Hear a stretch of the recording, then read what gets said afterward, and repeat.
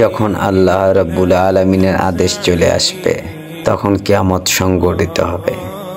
যিনি কিয়ামত সংগঠনের দায়িত্বশীল ফেরেশতাকে সিংহায় ফুৎকার দিতে নির্দেশ দিবেন, সে একটি ফুৎকার দিবে, ফলে জমিন ও পর্বতমালা সব চূর্ণ বিচূর্ণ হয়ে যাবে। এক আঘাতে সব চূর্ণ বিচূর্ণ হয়ে যাবে, আর আকাশ বিতীর্ণ হয়ে যাবে।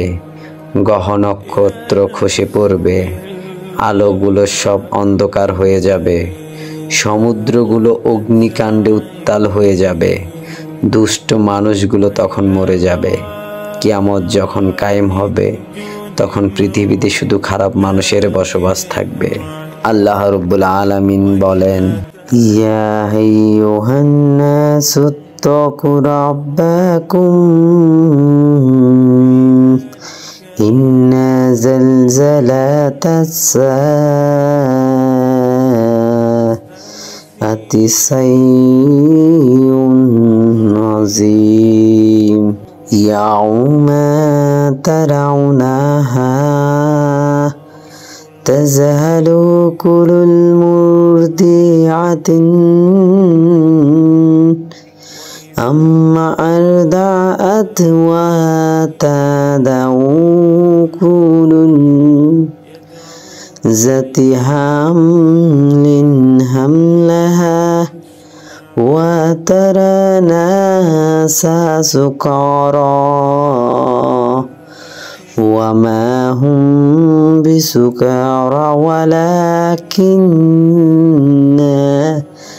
আযাবাল্লাহি শাদীদ। হে মানুষ, তোমরা তোমাদের রবকে ভয় করো। নিশ্চয়ই কিয়ামতের প্রকম্পন এক ভয়ঙ্কর ব্যাপার। যেদিন তোমরা তা দেখবে সেদিন প্রত্যেক স্তন দানকারিণী আপন দুর্গপোষ্য শিশুকে ভুলে যাবে এবং প্রত্যেক গর্ভধারিণী তার গর্ভপাত করে ফেলবে। তুমি দেখবে মানুষকে মাতাল সদৃশ্য, অথচ তারা মাতাল নয়, তবে আল্লাহর আযাবে বড় কঠিন। আল্লাহ তাআলা বলেন, ফাইজা নুফিখা ফিস-সূরি নাফখাতু ওয়াহিদা ওয়া হুমিলাতিল আরদু ওয়াল জিবালু ফাদ্দুকাতা দাক্কাতা ওয়াহিদা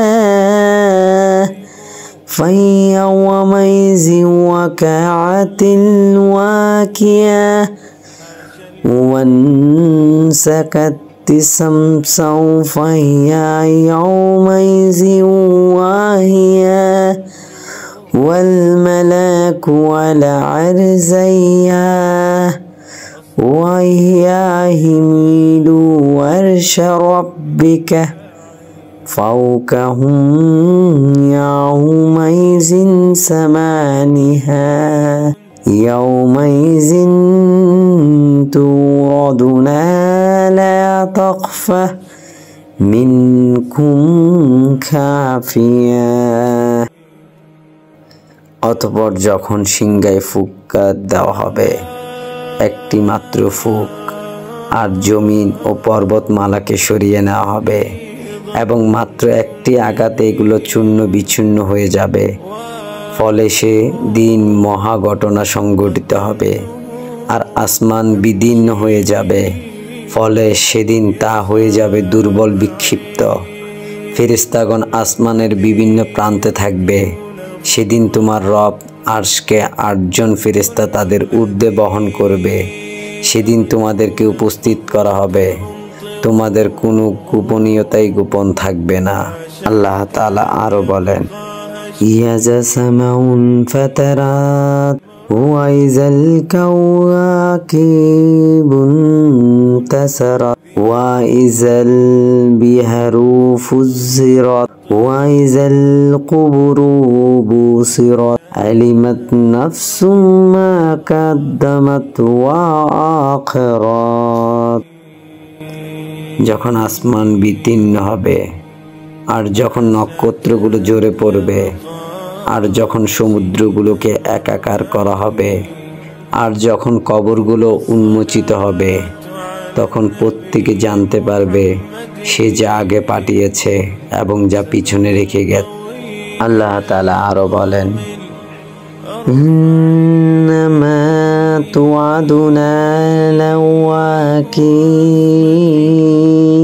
ফাইজান নুজুমু তুমিসাত ওয়াইজা সামাউ ফুরিজাত ওয়াইজাল জিবালু নুসিফাত ওয়াইজা রুসুলু কিতাত লিয়াউমিন উজ্জিলাত লিয়াউমিল ফাসল ওয়ামা আদরাকা মা ইয়াউমুল ফাসল ওয়াইলুহু ইয়াউমাইযিল লিল মুকাজ্জিবিন।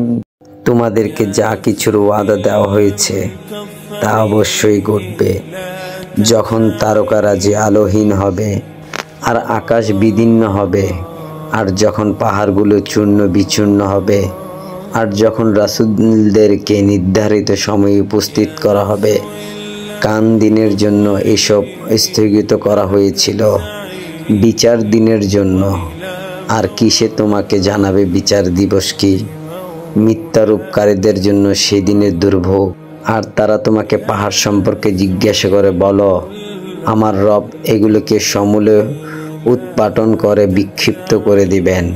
তারপর তিনি তাকে মিশ্রণ সমতল ভূমি করে দিবেন, তাতে তুমি কোনো বক্রতা ও উচ্চতা দেখবে না। সেদিন তারা আহ্বানকারী ফেরেশতার অনুসরণ করবে, এর কোনো এদিক সেদিক হবে না, এবং পরম করুণাময়ের সামনে সকল আওয়াজ নিচু হয়ে যাবে। তাই মৃদু আওয়াজ ছাড়া তুমি কিছুই শুনতে পাবে না। যেদিন জমিন ও পর্বতমালা প্রকল্পিত হবে এবং পাহাড়গুলো চলমান বালুকারাশিতে পরিণত হবে, সেদিন কেমন হবে? আর যেদিন আমি পাহাড়কে চলমান করব এবং তুমি জমিনকে দেখতে পাবে দৃশ্যমান, আর আমি তাদেরকে একত্র করব, অতঃপর তাদের কাউকেই ছাড়ব না, আর তাদেরকে তোমার রবের সামনে উপস্থিত করা হবে কাতারবদ্ধ করে। আল্লাহ তাআলা বলেন, তোমাদের আমার কাছে এসেছো তেমন ভাবে যেমন আমি তোমাদেরকে প্রথমবার সৃষ্টি করেছিলাম। বরং তোমরা তো ভেবেছিলে আমি তোমাদের জন্য কোনো প্রতিশ্রুত মুহূর্ত রাখিনি, আর আমলনামা রাখা হবে। তখন তুমি অপরাধীদেরকে দেখতে পাবে ভীত, তাতে যা রয়েছে তার কারণে। আর তারা বলবে, হায় ধ্বংস আমাদের! কি হলো এই কিতাবের? তা ছোট বড় কিছুই ছাড়ে না, শুধু সংরক্ষণ করে, এবং তারা যা করেছে তা হাজির পাবে। আর তোমার রব কারো প্রতি জুলুম করে না। হাদিসে এসেছে, আব্দুল্লাহ ইবন আমর ইবন আস রাদিয়াল্লাহু তাআলা আনহু থেকে বর্ণিত, তিনি বলেন, রাসূল সাল্লাল্লাহু আলাইহি ওয়াসাল্লাম বলেছেন, আমার উম্মতের মধ্যে দাজ্জালের আবির্ভাব হবে। সেই 40 দিন আমি না জানি 40 দিবস, না মাস, না বছর অবস্থান করবে। আল্লাহ রাব্বুল আলামিন ঈসা ইবনে মারিয়াম আলাইহিস সালামকে পাঠাবেন। তাকে দেখতে উরওয়া ইবনে মাসউদের মতো মনে হবে। তিনি দাজ্জালকে খোঁজ করবেন ও হত্যা করবেন। এরপর মানুষ 7 বছর এমনভাবে কাটাবে যে দুজন মানুষের মধ্যে কোনো শত্রুতা থাকবে না। এরপর আল্লাহ রাব্বুল আলামিন উত্তর দিক থেকে হিমেল বায়ু প্রেরণ করবেন। যাদের অন্তরে অনুপরিমাণ ঈমান রয়েছে তারা সকলে এতে মৃত্যুবরণ করবে। ঈমানদার ও ভালো মানুষের কেউ বেঁচে থাকবে না। যদি তোমাদের কেউ পাহাড়ের সুরক্ষিত গুহায় প্রবেশ করে, তাকেও বাতাস পেয়ে বসবে। রাসূল সাল্লাল্লাহু আলাইহি সাল্লাম থেকে আরও শুনেছি যে দুরাচারী মানুষগুলো অবশিষ্ট থাকবে, পাখির মতো দ্রুত আর বাঘের মতো হিংস্র। তারা ভালোকে ভালো হিসাবে জানবে না, আর মন্দকে মন্দ মনে করবে না। শয়তান মানুষের আকৃতিতে তাদের কাছে এসে বলবে, তোমরা ভালো কাজে সাড়া কেন দাও না? তারা বলবে, তুমি আমাদের কি করতে বলো? সে তাদের মূর্তির উপাসনা করতে আদেশ করবে। তারা সুন্দর জীবন পরকরণ নিয়ে জীবনযাপন করবে। অতঃপর একদিন সিংহায় ফুঁক দেওয়া হবে, তখন সব কিছু ধ্বংস হয়ে যাবে। এরপর একদিন প্রচণ্ড বৃষ্টি বর্ষিত হবে। এই বৃষ্টির কারণে মানুষের দেহগুলো উদ্ভিদের মতো উত্তীর্ণ হবে। এরপর আবার সিংহায় ফুঁক দেওয়া হবে, তখন মানুষেরা দাঁড়িয়ে যাবে ও এদিক সেদিক তাকাতে থাকবে। তারপর বলা হবে, হে মানব সকল, তোমাদেরকে রবের দিকে আসো, তোমরা দাঁড়িয়ে যাও, তোমাদের জিজ্ঞাসাবাদ করা হবে। এরপর আল্লাহ তাআলা বলবেন, জাহান্নামীদের বের করে আনো। জিজ্ঞাসা করা হবে, কতজন থেকে কতজন বের করে আনবো? উত্তর দেয়া হবে, প্রত্যেক 1000 থেকে 999 জনকে বের করে নাও। রাসূল সাল্লাল্লাহু আলাইহি সাল্লাম বলেন, সেটি এমন দিন যা শিশুদের বিদ্ধ করে দিবে, আর এই দিনটিতে আল্লাহ তাআলা নিজ পায়ের গোছা উন্মুক্ত করবে। হাদিসটি থেকে আমরা যা শিখতে পারলাম, কিয়ামতের বড় আলামতের একটি হলো দাজ্জালের আবির্ভাব। কিয়ামতের বড় আলামতের একটি হলো ঈসা আলাইহিস সালামের আগমন। ঈসা আলাইহিস সালাম দাজ্জালকে শেষ করে দিবেন। এরপর সুখ শান্তির রাজত্ব কায়েম হবে, যা 7 বছরে স্থায়ী হবে। রহমতের বায়ু প্রেরণ করে কিয়ামতের পূর্বে আল্লাহ ঈমানদারকে মৃত্যু ঘটাবেন। এটিও কিয়ামতের একটি বড় আলামত। কিয়ামতের পূর্বক্ষণে পৃথিবীতে কোনো ভালো মানুষ থাকবে না। হিংস্র, দুর্বৃত্ত, দুরাচার ব্যক্তিদের উপর কিয়ামত সংঘটিত হবে। কিয়ামতের পূর্বে সর্বত্র শয়তানের তৎপরতায় পুত্তলিকতা বা মূর্তি পূজার ব্যাপক প্রচলন ঘটবে। তখন মানুষ সচ্ছলতার সাথে সুন্দর জীবন ও পরকর সহ জীবনযাপন করবে। মানুষের উন্নত জীবনযাপন দেখে বিভ্রান্ত হওয়ার অবকাশ নেই। এটা তাদের সত্যতা, সত্যবাদিতা বা গ্রহণযোগ্যতার আলামত নয়। প্রথম সিংহায় ফুৎকারের পৃথিবীর সব কিছু ধ্বংস হয়ে যাবে, আর দ্বিতীয় ফুৎকারে মানুষ জীবিত ফিরে পাবে। মুজলুমদারে বৃষ্টির মাধ্যমে আল্লাহ রাব্বুল আলামিন মানুষকে পুনর্জীবিত করবেন।